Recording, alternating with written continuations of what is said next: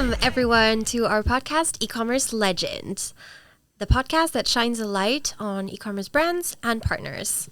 Today, we're thrilled to introduce you to George Loraine, a man who is shaking things up in the world of online customer care. Currently, George is the expansion manager at Onepilot, one of the fastest growing tech companies in Europe. Onepilot is on a mission to revolutionize how companies interact with their customers by making customer care outsourcing simple and flexible. Over the past year, more than 2 million end users have reached out to Onepilot, receiving quality instant responses 24/7 across all channels. If you've ever purchased from Victoria's Secret, Adore Me, or even cult French brand Cézanne, you've probably been in contact with Onepilot's service. Before Onepilot, George cut his teeth at Brandbassador, an ambassador marketing management platform. He climbed the ranks from being an SDR all the way to senior account exec and head of sales development. And if you thought e-commerce and customer care are his only tricks, think again. Outside of his job, George has dedicated time to sports coaching, fundraising for the Teenage Cancer Trust, and student mentoring, proving that he's a man of heart who invests in his community. George, welcome to our podcast. We can't wait to hear your stories and insights on e-commerce expansion and customer care. Best introduction I've ever heard. Nice introduction. Great to be here. Really appreciate the intro, and excited to dive into the world of customer care. Same here. We're so happy that you're here with us. So, a little bit about Onepilot. Could you share with us the story behind Onepilot, how it became one of the fastest growing tech companies in Europe? Yeah, so the story goes back to it's 5 co-founders. Mm-hmm. The background, we'll go to each individual one, but the background is like working with e-commerce, VC, investment banking, also building their own SaaS companies as well.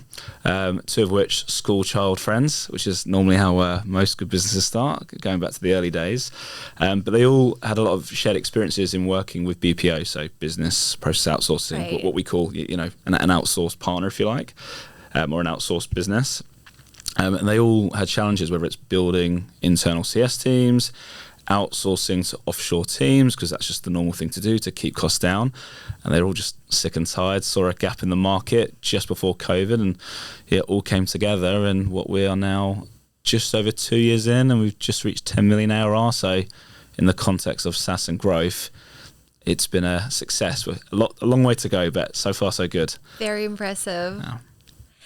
And so how would you say Onepilot differs from the traditional call centers, and, if there are any unique advantages that you guys offer? Yeah, so the question we always get a lot is like, who are your competitors? And to be honest, there are thousands, because loads of companies outsource customer support. It's nothing new. Like, it's something that's always existed. Our approach is really different, and it's basically just tech driven. So the idea behind it is, and again, it goes back to the founder story, like they saw, common pain points of like, it's hard to scale, it wasn't flexible. If you got at a cost efficient scenario, it was just through offshore. You couldn't do nearshore in a cost efficient way. So how we're different, it comes down to our tech. So if you think of it in 2 areas, the first, the help desk. So a lot of companies will be using, whether it's like Gorgeous, Intercom, Zendesk, there's a lot of players, won't list them all. The first side of our tech integrates into those platforms. So in a nutshell, something that takes an agent 6 or 7 minutes, because we've got over 50 integrations pulling in the relevant information, something that might take an internal agent 5 or 6 minutes, we'll do it in 2 or 3. So the idea is the one side of our tech maximizes the agent's efficiency, so they can do more with less, which is on everyone's mind in e-commerce. Right. The other element of our tech is we've got our own platform that allows agents to get up and running really quickly. So we actually call them heroes. So if I use the word Love hero, that. we don't call them agents. I'll actually get in trouble when they watch this back. I call them agents. We can call them heroes from now on. Yeah, so they're all heroes. But yeah, the idea is really simple. So obviously the tech, the boring side, all the integrations, but our real USP is that we've built our own platform where, we've got our own learning management system, so we can get agents up and running really quickly. So instead of hiring, training, recruiting, some will leave because CS is a really hard job. Like, you're literally dealing with all the crap, basically, right? Like a lot of it is complaints, it's problems, it's a challenging day-to-day role. So the idea is that instead of having to go through that long process, our tech can get an agent up and running with a brand overnight. And yeah, I guess the easiest way to visualize it, like how it works or explain it, and we talked a little bit about this before, how I get in trouble for using the Uber analogy. If you think like the Uber model, like per trip, a driver gets per trip per pay, and a freelance model, we've built that for agents. So locally native matchmaking, so relevant brands working for relevant heroes, working with brands that they like, and it's our tech that brings it all together. And because it's on a freelance per ticket model, it just unlocks a load of flexibility. So if you think about, I'm going off here, but if you think about the revenue line for an e-commerce brand, it's not flat, right? No, like you've got Q4, we saw COVID, you've got summer dips, Q1 drop-offs, you name it. And the idea is that it's really hard to scale that internally, right? You have to hire, you have to train, you have to let people go, you have to hire temps. And the whole point of Onepilot is that we can kind of follow that curvature, whether it's up or down. But so it's a long, but some of the bits on how we're a little bit different. Yeah. Learning about how you guys work, and definitely I think these people are heroes. No question. Well, we can all remember the best and worst examples of customer support, right? So I think that's the kind of like the key, and just having like the right, hero delivering the right human touch point where necessary. So yeah, that's kind of the model and how we're different. And they're all, as I mentioned, locally native. They all work from home, so they pick and choose the channels they work. They pick and choose the brands that they want to shift for. So it's a real like give and get. And when we do things like this and we talk about the product and the value it brings to brands, what kind of goes undermined a little bit is we've actually got a really awesome environment for people to earn extra money or to do it full time. It's completely up to them. Answering tickets, because they've all got 2 years experience in it. That's kind of the requirement. But they all get to work from home however they want, choose the hours they want, which in the CS world, comparing it to a call center, on not the best pay, to be brutally honest, it's quite a nice model for our heroes. Definitely. Also, they get to sort of choose the experience that they want to evolve in, and also contribute to furthering the brand's experiences. Yeah, absolutely. Great. And so, we're talking about customer experience. It's definitely crucial to the e-commerce sector. Can you tell us a bit more about the innovations, the technologies that Onepilot has implemented in this realm? I mean, AI, elephant in the room. Everyone's okay. Which is kind of a bit boring now, because I think everyone's talking about it, but who's actually doing it? But AI's on everyone's mind. I guess one of the things, well, I'll probably get in trouble if I were to share everything. I probably wouldn't be welcome back in the office if I shared what's coming up. But I think one of the things we've implemented, or 2 things that we've implemented in the last 6 months that are really, I think they're interesting. The first one's called Cockpit. Basically means when an agent starts a shift, we can track like what they're doing and how they're doing it, not to like monitor them or like, let's say like an Amazon like negative scenario. It's more about like coaching them, but getting like all the right data points and like how can we make their processes even better, like so they can earn more, reduce the cost for the brand. But also from like a data and security point of view, being everything tracked is an absolute must for all brands. The other thing I quite like, and I guess just to give you more context, every employee at Onepilot has to do tickets. So I'm not going to say I'm a hero or anything, but the idea is that every month we all do 30 tickets. So, we're in there, we know the processes. When something's wrong with a product or we can see areas of improvement, we're all hands on deck. But the idea, sorry, I've lost my chain of thought there. So you're a hero? Yeah, so go back to the question. So the hero, you were discussing AI and then the first one was Cockpit, the second, exactly, thank you. So if you think about being an agent, you get a ticket, like I want to cancel order, subscription, or whatever it could be, and you have to go into, whether it's Shopify, Magento, you've got to go into like the warehouse management system. You've all these different areas and processes you have to follow. Our AI is kind of, along with the integrations and the AI, we've got we call it a knowledge base. It's basically a playbook that helps the heroes solve their tickets. And every time a suggestion comes in, we'll detect the sentiment and the most likely relevant answer that will help solve that ticket. So basically, we've just cut out a dozen manual steps that an agent would be doing in a call center or internally in a traditional format. So it's really simple. They've got gorgeous on one screen, knowledge base on the other. Here's the ticket. Here's probably the most relevant answer and suggestion, but it's always a human signing off, which is quite important to us. We don't want to be like bots, because I think we hate dealing with customer service in e-commerce, and trying to bypass the bots a bit of a headache. So the idea is that we automate all those manual steps, and then the agent can spend time personalizing the response, going that extra mile basically. So they're the two things in terms of tech that I think are most interesting, and obviously a lot more coming, but I won't yeah, you can't get into too much trouble. Well, I'll lose my job otherwise, won't I? Maybe not, but yeah. Okay, so AI essentially helping to improve the customer experience for the people who are waiting for answers on their tickets, but also internally for the actual heroes dealing with these tickets, because they don't have to go through as many manual steps. Well, yeah, like do more with less, right? So whether it's like an internal team, whether it's a call center type business or our model, you want to get agents being able to do as many tickets per hour as possible, right? Because then it's cost effective for the brand, but then in the context of our freelance model, our agents earn more. So it's in everyone's interest. Going back to the first question as well, in where we are different, if you think about traditional outsourcing, and this isn't news, thousands of companies do this, you'll say, right, here's my forecast of tickets, okay, you're going to need, and then they'll come back saying you'll need X number of agents, and you'll pay them X per hour. But then the problem with that is, how do you know how many tickets they're going to sell per hour? You're not paying for a productive minute, and you shouldn't, because that's a slippery slope, i.e. Amazon. But the idea being like, when someone does go to the toilet, or they're on holiday, or all these perks and benefits, you're paying for those. Whereas our model is like, per ticket, that's it. And it's in the interest of the brand, it's in the interest of the hero, which I think is, really important. So everyone wins, basically, Yeah, definitely. And so we also know that Onepilot has successfully expanded to the UK, Germany, and soon Spain. Especially as an expansion manager, what challenges did you face when entering these markets? And maybe a little bit on how you overcame those? Yeah, so we recently launched in the Netherlands as well, which is a nice. really interesting market, because it's really hard to hire. Yeah, it's really hard market to hire for customer support in the Netherlands. So it's obviously great for us, but it's really interesting market.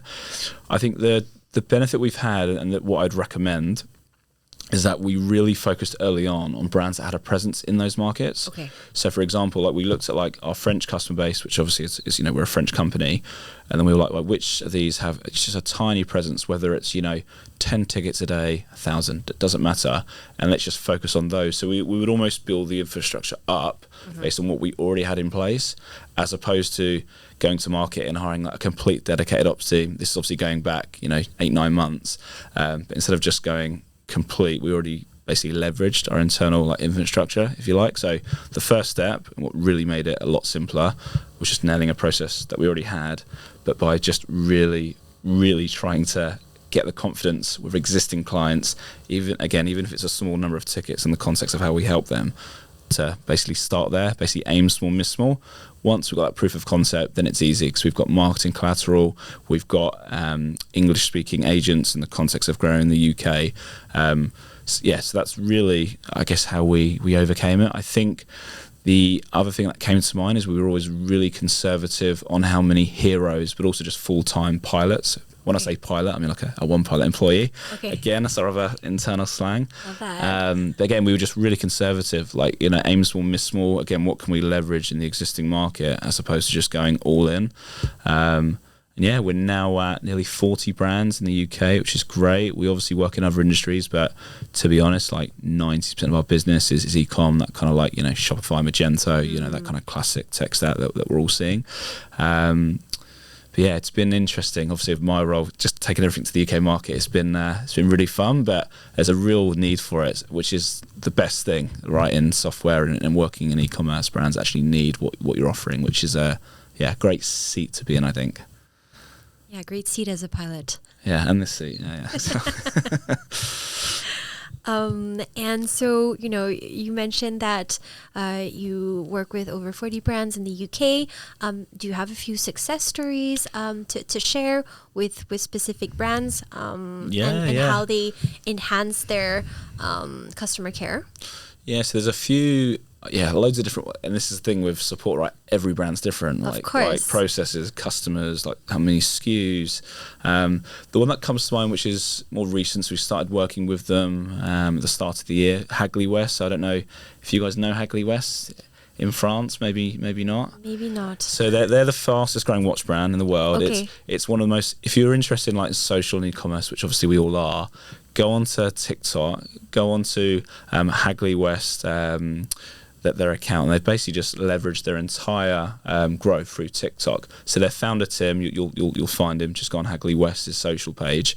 He does these like Find Tim challenges, and there's a point to this story where he recently just come from the US and he was going state to state to state and doing these live challenges. Basically, come and find me, I'll give you a free watch. Okay. And people that have never even heard of the brand are like coming out in the masses, the woodworks, finding him. He's got like 100 people in like North Carolina trying to find him. Wow. But he was tapping into all these reaches. But the reason they're a success story, even though we've only been working with them for a few months, is because with a brand like that, their revenue is literally like this.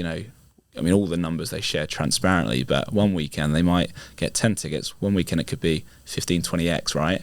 How do you deal with that as an internal team? You just can't, right? You just can't scale the headcount because your revenue might be here and you might hire that many, FTE, but then when your revenue drops, you're left with that pricing like infrastructure, which no brand wants. Like everyone wants, variable over fixed costs. So that's kind of the model we unlock. Other success stories, maybe. Do you know Heights? They're like a cool supplements UK brand. Russell Brand is always actually endorsing them. Okay. So always gets like a mixed feedback because he's like the Marmite character for the UK. You either love him or you hate him. But their use case is really simple. Like 3 or 4 times a year, the entire company goes offline for an offsite. Okay. So in the context of CS, what do? Do you just shut off CS for 4 days? Probably not a good idea. Do you punish 1 or 2 of your team members to, man the fence until you come back? Not fair either. So their use case, and one of our USPs is they use us for a low level of tickets, and then as soon as they got their offsite, they go, right guys, just handle it while we're gone. And then when they come back in 4 days, it's like, okay, cool, breathe, no backlogs, we can relax and we can just business as usual. And then loads of success stories, but they're all different, which is again why I find it quite an interesting space, to be honest. If you want to share one more, Sure. So the one, and this is non-e-commerce, but it's I find it staggering. Okay. So there's a company called Conto. So you might have heard of yeah. So because of their acquisition of Penta, their use case, they needed to be able to hire 100 agents in 4 weeks. Good luck doing that with an outsourced partner. But again, because of our tech, where we can, to begin with, get them in the funnel, get them up to speed really quickly. That was no problem for us. So 100 agents in just over 4 weeks. But also, they don't know how many tickets they're going to get because of this acquisition, customers moving across. So we work in bricks, basically meaning thousands and thousands of processes, and we'll have agents dedicated to one brick. So they really know like a set batch of questions and problems that will arise. But yeah, that's a success story because they just couldn't afford to get that wrong. Obviously, a big acquisition of a competitor, bringing on hundreds of thousands of customers where you've got one window to get that transition and make that first 3-6 months, you've got to nail it basically to keep them as a lifelong customer. So sheer volume, that's easily one of the best success stories, I think. Yeah, and I think what is interesting here is the ability to deal with ambiguity and not necessarily knowing, how many tickets you're going to get, also not knowing what's going to happen, but having the power to scale through that and power through. Yeah, well, I mean, ask any head of e-com, head of CS, how many tickets you're going to get in the next 30 days. They might get within 10%, which is awesome, but sometimes they won't. So again, when you have all these targets of like CSATs, response times, how many like new positive reviews, maybe like bringing down churn if you're a subscription business, that all goes out the window. If suddenly, your first response time, goes down, let's say from 4 to 8 hours, all your other metrics, unfortunately, will go the other way as well. So again, like you said, forecasting the numbers, it's impossible. So again, having that ambiguity of it could be 400, it could be 40,000, doesn't really matter too much. That's very cool. And so, for the brands that are listening, what are the warning signs that, they should be looking out for that let them know they need to outsource their customer care? Yeah, there's various depending on the size of the business, but I think that the main ones are like, what are your like CSATs, what are your response times? So I think like being above 80% should just be like the absolute minimum, and I think that's conservative. You should aim way higher, but if you're below that, I think that's a real warning flag. Right. The other is like backlogs. Like, are your team coming? You know, are they starting work on a Monday? Because most brands aren't offering support during the weekends because. Good luck getting someone to work on a Saturday and Sunday. I don't want to do that, and I'm sure a lot of other people don't either. So if you come back on a Monday and your team take until maybe Tuesday or till the end of Monday to clear that backlog, it's probably a sign that you should outsource some tickets over the weekend or extend some coverage, because otherwise, you know, if you've got an issue with your product Friday evening and you're waiting till Tuesday, I know that's only one and a bit working day, still 4 days. Yeah. So you're going to get frustrated. You've put all this time and effort to acquire a customer, goes out the window. So they're the kind of two main ones. I would say also like seasonality. Like every brand will have this different. Literally, obviously, most of e-com it's all or nothing come Q4, as kind of we all know for most e-commerce brands. Yeah. But what do you do right now? Do you just get everyone else answering tickets? Do you hire temps? We're talking to a brand at the moment where they hire 80 part-time students during Q4. So if you think about how the costs and the overhead, and that's obviously a large, example, the time, the effort, and the cost to hire, train, a lot of those people are going to have to be let go because it's a temporary basis anyway. You've got to train them. A lot of them are going to take weeks and weeks to get up to speed, best case, or you could just eliminate all of that. So again, like, what are your pain points? I would also, maybe one thing that's come up recently, so look at like the wellness and like morale of your like CS team. Like, are they burnt out?